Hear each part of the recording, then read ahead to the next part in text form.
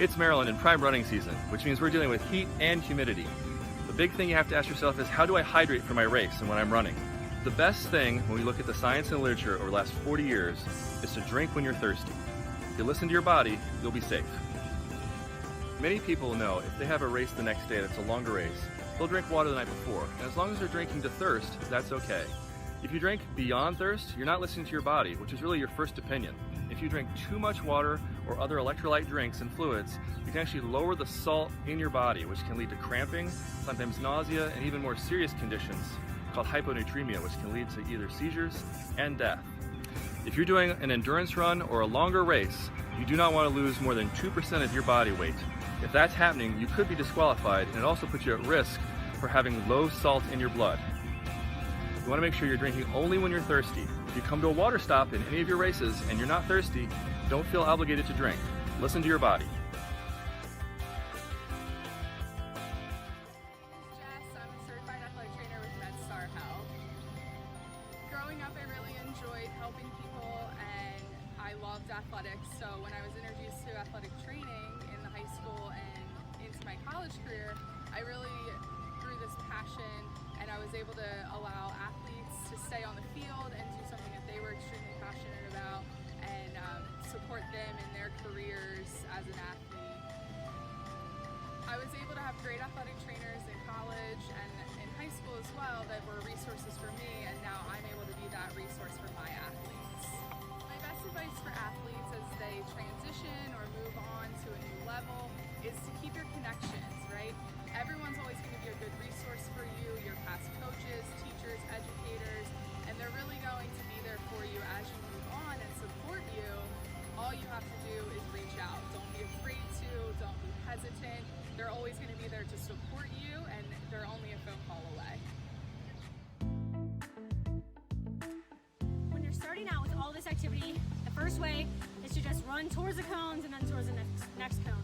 Then you can progress, reach down, touch the cone, go to the next cone. Then the next progression would be pick up the cone, go to the next cone, pick up that cone, go to the next cone, because picking it up slows you down, makes you have to restart faster, so it's something to build up to. The other thing to remember is, as it's getting hotter outside, please make sure you are working up to these activities. I can't stress it enough.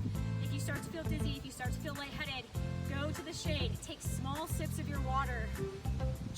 It's actually better to have cold, not super cold water, because your body uses it faster that way. So small sips in the shade, take a break when you need a break, listen to your body, don't try to push through, because it is getting hotter.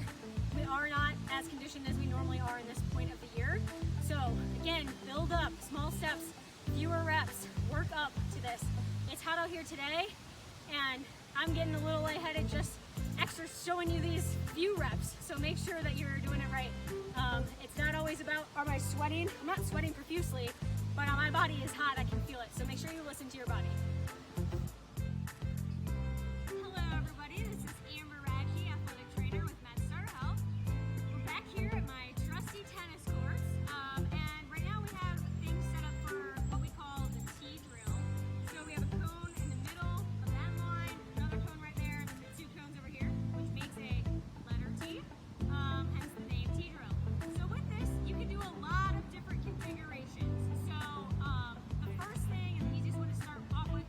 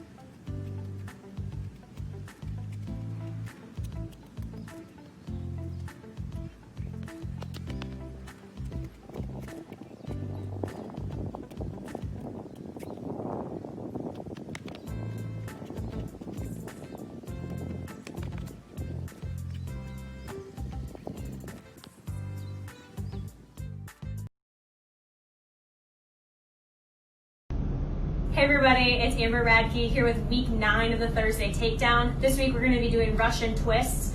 So you're going to sit like this, tap to each side. We're going to do this for 30 seconds and see how many you can get. Go as fast as you can. Here we go.